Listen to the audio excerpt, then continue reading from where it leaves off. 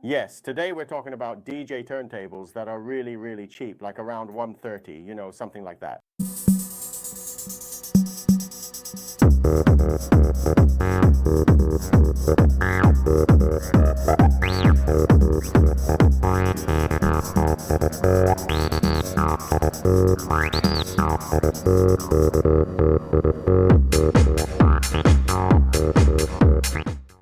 Welcome back to our channel. I'm Araga. So what you see here in front of me is literally the Best Buy. And honestly, you could already stop watching the video knowing that the best turntable for starting out, cheap and all that, is none other than this, ladies and gentlemen, the Reloop RP2000 MK2. In this case, the USB version, because underneath it has a USB port that lets you digitize your vinyl records. But let's be clear, ladies and gentlemen, in this video, we're talking about 3 of the most affordable turntables out there. I've personally owned 2 of them for months, while the third one I had the chance to try out and hear a lot of opinions about. Let's start by talking about this turntable here, the Reloop RP2000. The other 2 super well-known alternatives, guys, are the Gemini TT4000, which is honestly a really terrible turntable, but we'll get to that in a moment, and the infamous, not to mention old, really old, Audio-Technica AT-LP120. Let's start by saying that all 3 of these turntables have this infamous USB port, even though, honestly, as a DJ and a vinyl lover, I have never actually used this feature to digitally record what's on my records. Why this comparison? Because I realized that turntables are insanely expensive. Now, if you have the budget, honestly, there are the Technics SL1200. You just spend 600 or 700 euros for a used turntable and you're all set. But if you're broke like me, ladies and gentlemen, I think this video is for you. Well, guys, spending little to get a turntable definitely has its downsides. There aren't any particular reasons or anything like that, but among these 3 turntables we just mentioned, I would say that purely from personal experience, the Reloop MK2 2000 is the perfect and best turntable to start with. On what basis am I making this statement? Well, based on experience I've literally had with the turntable. I would say let's start with the Gemini, which I no longer have, but I owned for several months, and I'll tell you a couple of quick things about it. Let's start with this turntable, which, as we can see, is priced at $240, or about the same price as a Reloop 2000, and a bit lower than the price of an AT-LP turntable, which is around $300. In any case, this is a truly, truly terrible turntable. I strongly advise against it for a ton of reasons. The most shocking thing about this turntable, guys, is the platter. This platter just doesn't want you to mix. So you have no idea how hard it is to keep the needle in the groove of the vinyl.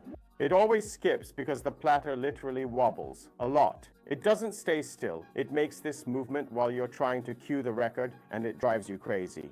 Other than that, it's still a direct drive turntable. The sync and all the other features work as they should. But mechanically speaking, it's a turntable you should rule out from the start. Even if you put on a top quality needle and add 4 grams of weight on the stylus, guys, forget about it. That damn Gemini is completely worthless.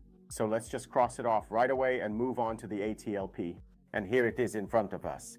This turntable has been the most used among budget turntables for years now. That's because it's a great turntable with excellent mechanics. Personally, I've had the chance to try it out on several occasions. It also has a USB port and both line and phono outputs. The preamp inside this turntable isn't even that bad. All things considered, if you have an external mixer, if you have a nice console, as we'll see shortly when I let you hear how this Reloop 2000 sounds, it's always better to use the phono output from our turntable and then use an external preamp depending on the quality. That is, if you have a better preamp inside the turntable, use that. If you have a better preamp in your console, your mixer, your listening source, whatever it may be, it's better to use the external one. Getting back to us, this turntable, as we can see, has a fairly high price, in this case $320, but you can also find it for around $300 or $280.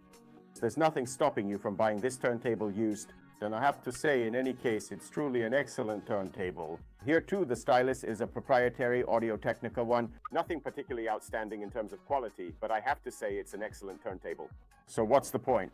It's the price, which is about 100 euros higher than its competitor we have right here in front of us, this Reloop, which costs 100 euros less and has exactly the same features.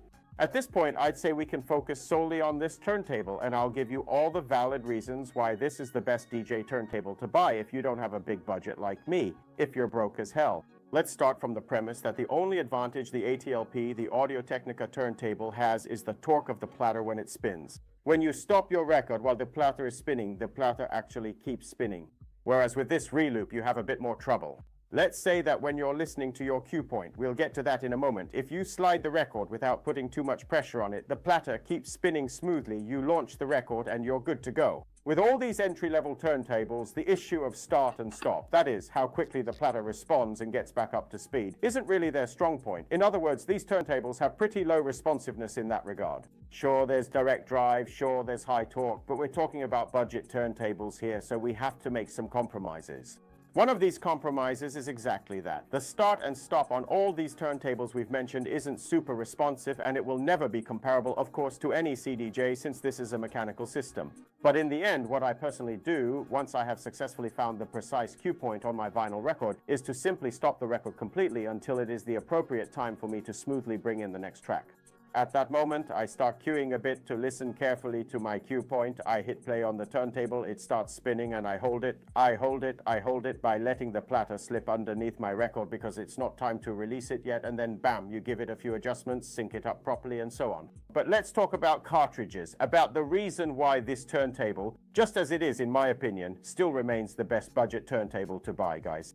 First of all, we can already see that it's sturdy and solid and so on. What's more, they provide you with this cartridge here, ladies and gentlemen, this head shell with this stylus, which guess what, is none other than a stylus by Ortofon. All things considered, this stylus isn't that different from the others when it comes to DJing, nor when it comes to listening. In fact, personally, I use my pair of Ortofon Concord cartridges when I play with these specific turntables, but when I have to bring my own equipment, so when I want to play vinyl at a public event or something like that, I do bring my turntable or both of my turntables as well as my Pioneer DJ RX3 console. Instead of using the needles that come with the turntable, I use these Ortofon ones because, guys, you can really tell the difference. You feel it a lot. A small downside of the Reloop RP2000 is the RCA cable. First, it doesn't have the grounding fork, and second, you can't detach it, guys. I mean, this cable, just like in the Technics 1002, is built into the body. You can't remove it. It's not that big of a drawback, really. Nothing major. What I do find pretty odd is that there's no grounding fork. That bothers me. Anyway, now let's connect this turntable to my console, which is basically a Pioneer DJ RX3 compact console. This console allows for a phono input from an external device, in this case, a turntable. Here we have it, white RCA, red RCA, and our turntable is connected in terms of signal. And it's set to channel 2, so what we'll do now is simply go to our mixer and switch from deck to phono on channel 2, which is this one here. And now we can listen to what comes out of our turntable. I'll tell you that I'm going to install its original stylus, not the Ortofon one, but this one here. Just so you can understand how it plays with this turntable, bought and taken straight out of the box. Keep in mind that the tracking force is already set to about 3 grams since this turntable was used at a gig and I had forgotten the box with the Ortofons at home. Very good. So I'm taking a 10 walls record, lights for the dreams. This record is amazing, guys. I won't say anything else. To turn on our Reloop RP2000, all we have to do is flip this little switch here. The strobe light turns on automatically, and by pressing start, our platter begins to spin. From here we can select the speed, whether it's 33 or 45 RPM. Let's place the needle. After first removing any dust, just in case, let's place the needle on the edge of the vinyl and turn up the volume on the console. As we can see here, we already have something coming through. Now I'll put on a pair of headphones just so I can listen to what we're doing. Forgive me for all this mess of cables and wires, but little by little I'm trying to get back to making proper videos, so give me some time and calmly we'll create a real studio. Let's turn up the volume and listen to our record.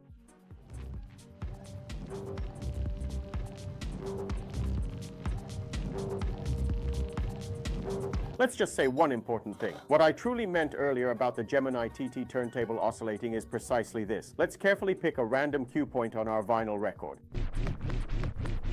With the Gemini TT4000, this thing I'm doing right now, basically after 1, 2, 3, or 4 hits, the needle would jump.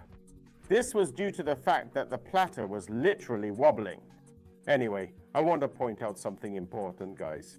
Notice how, even though I'm holding the record still, the platter keeps spinning smoothly, and as soon as I release the record, it immediately picks up speed. The other thing I was mentioning earlier about how just a little bit of pressure can stop the platter from spinning is exactly this.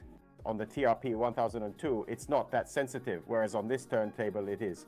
You have to be very, very gentle and delicate. Otherwise, even the slightest pressure will stop the platter. Here I am, trying to find my cue point. As we can clearly see, the platter continues to steadily keep spinning, but if I apply even the slightest, most gentle bit of pressure, just the tiniest, almost imperceptible amount, it immediately stops. So folks, that's all for this video. As we've said from the very beginning, unfortunately, you have to make some compromises if you want turntables that, while inexpensive, still perform as they should. Well, this is the right compromise. Ladies and gentlemen, the Reloop RP2000 MK2, the turntable with real guts. I'll see you in the next video. Make sure to subscribe, do all that stuff. Seriously, guys, I'm going to tidy up this damn setup because you can't have cables everywhere, all this mess. Okay, they're all analog, but still, it's just too much, way too much.